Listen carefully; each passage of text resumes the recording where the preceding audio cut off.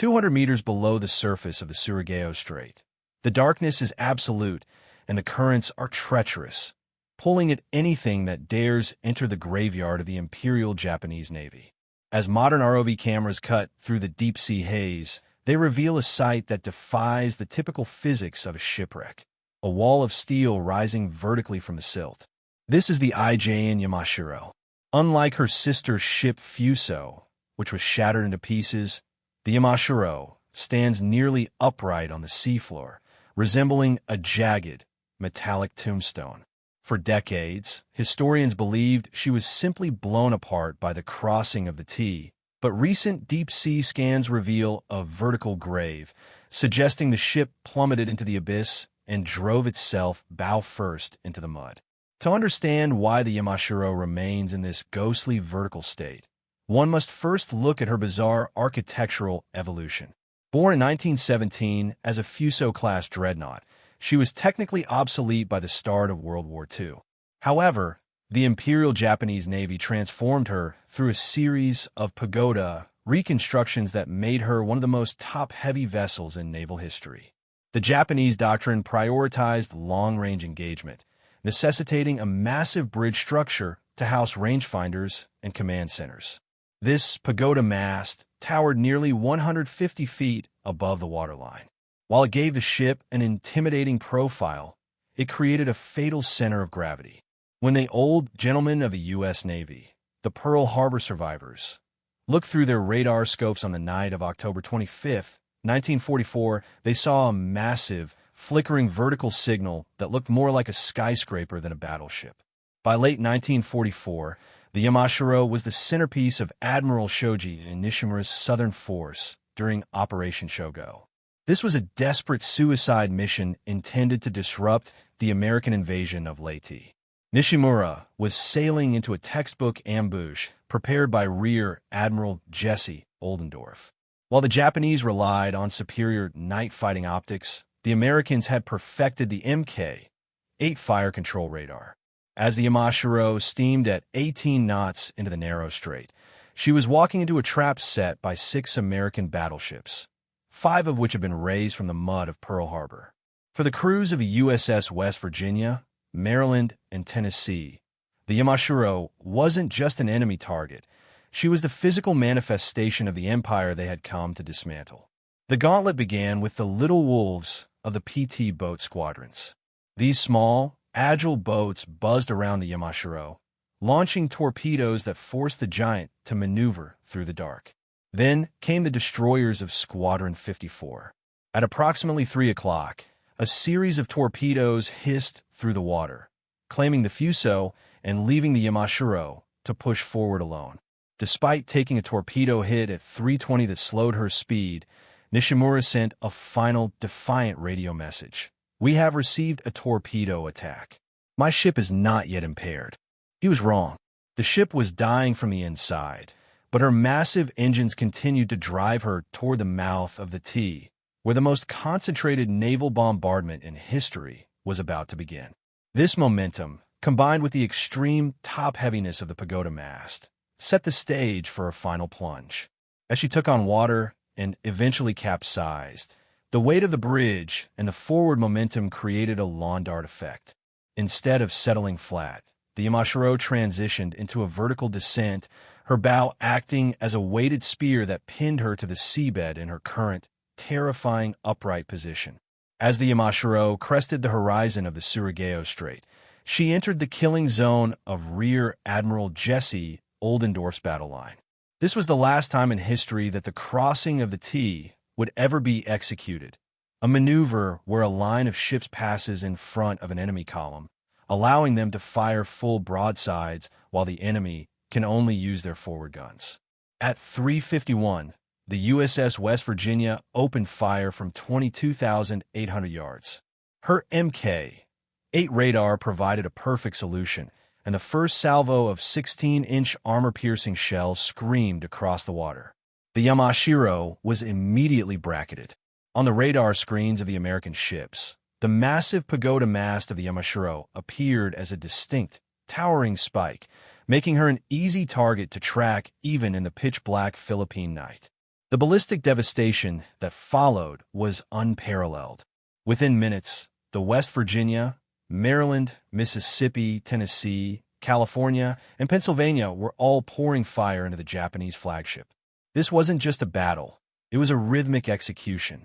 The American battleships were firing radar-directed salvos, meaning they were hitting the Yamashiro with terrifying precision before her own gunners could even find target. The 16-inch shells from the West Virginia weighed 2,240 pounds each. When they struck the Yamashiro, they didn't just explode. They tore through the thin upper-deck armor and detonated deep within the ship's vital organs. Eyewitness reports from the American cruisers Denver and Columbia described the Yamashiro as a glowing coal, her entire midsection a roiling mass of fire as her internal magazines began to cook off. The structural integrity of the Yamashiro was failing under the weight of over 200 heavy-caliber hits. The pagoda mast, which had been her pride, became her greatest liability. As shells shredded the bridge levels, the massive weight of the structure began to pull the ship to port. The fire control systems were severed almost instantly, leaving the Yamashiro to fire back blindly. Despite the carnage, Nishimura's flagship managed to keep moving, her 14-inch guns occasionally letting out a defiant roar toward the American line. But the old gentlemen of the U.S. fleet were relentless. The Tennessee and California, both rebuilt after being sunk at Pearl Harbor, used their modern fire control computers to land hits with nearly 80% accuracy, a feat unheard of in the era of manual gunnery. At 4:04, the Yamashiro turned to retreat, but she was already a shattered wreck. Two more torpedoes from the destroyer USS Newcomb struck her amidships, delivering the coup de grace. The ship began to roll. In naval architecture, the metacentric height determines a ship's stability. The Yamashiros had been compromised by decades of top-heavy additions. As water rushed into the boiler rooms, the ship didn't just capsize, she began to invert while her forward momentum was still carrying her down. This is the moment where the vertical grave was created. Because the bow was heavier and more streamlined, and the pagoda mast acted as a massive underwater sail, creating drag, the ship pivoted into a vertical nosedive as it left the surface. As the Yamashiro plummeted 200 meters to the seafloor, she didn't tumble. The physics of her descent were governed by her unique weight distribution. The heavy 14-inch turrets and the dense forward armor acted like the head of an arrow, while the shattered remains of the pagoda mast acted as fletching, stabilizing her descent into a straight line. When she hit the bottom of the Surigao Strait, she hit with such force that her bow buried itself deep into the volcanic silt.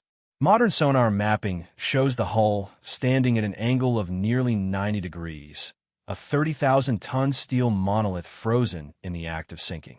This vertical orientation explains why early search teams had such difficulty finding her. They were looking for a horizontal debris field, not a standing tower of steel. Today, the wreck of the Yamashiro is a haunting sight for deep-sea explorers. ROV footage reveals that the upper decks are draped in rusticless and ghost nets, but the primary structure of the ship remains eerily intact. The guns of turret 1 and 2 are still trained toward the horizon, forever locked in their final firing positions. The bridge, though collapsed in some sections, still rises toward the surface, a silent witness to the 1,600 men who went down with the ship. For the families of the survivors and the veterans who faced her, the Yamashiro's vertical posture is seen as a final act of defiance, a ship that refused to lie down even in death. The discovery of the Yamashiro in its vertical state was a shock to the maritime archaeological community, which had long assumed the ship had disintegrated like the Fusō. When the research vessel Petrel, funded by the late Paul Allen, arrived in the Surigao Strait in 2017, the sonar data initially appeared to be a glitch. Instead of a long, flat silhouette typical of a battleship wreck, the sensors picked up a massive, localized spike rising nearly 50 meters off the seafloor. This was the tower of the Yamashiro. The ROV footage confirmed the nightmare. The ship is stuck in the mud at a steep, gravity-defying angle. The bow is completely submerged in the soft volcanic sediment of the strait, effectively anchoring the vessel in a permanent nosedive. This orientation has created a unique vertical ecosystem, where deep-sea currents hit the hull and are forced upward, bringing nutrients that support a strange array of life, from giant isopods to deep-water corals that cling to the armor plating of the barbettes. The condition of the hull at the stern, which is the highest point of the wreck, reveals the sheer violence of the American bombardment. The propellers are visible, frozen in time, but the surrounding steel is shredded like paper. This is the result of hydrostatic shock combined with direct hits from the 14-inch shells of the USS Mississippi. Because the Yamashiro is standing upright, the ROV was able to circle the ship as if it were a standing skyscraper, filming the secondary batteries and the remains of the aircraft deck. The most chilling sight for the research team was the pagoda mast. While much of the upper structure collapsed under its own weight during the descent, the base of the mast remains a tangled labyrinth of girders and cables. It acts as a massive ghost net trap, snagging fishing lines from the surface, which now drape over the wreck like funeral shrouds. For naval historians and the old gentlemen of the U.S. Navy, the Yamashiro represents the end of an era. She was the last battleship to be sunk by another battleship in a head-to-head engagement.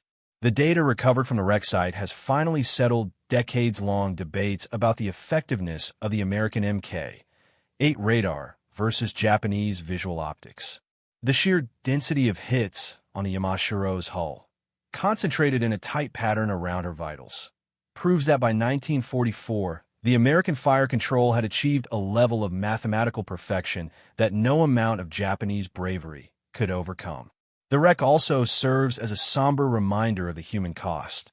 Of the nearly 1,600 men aboard, only 10 survived the night.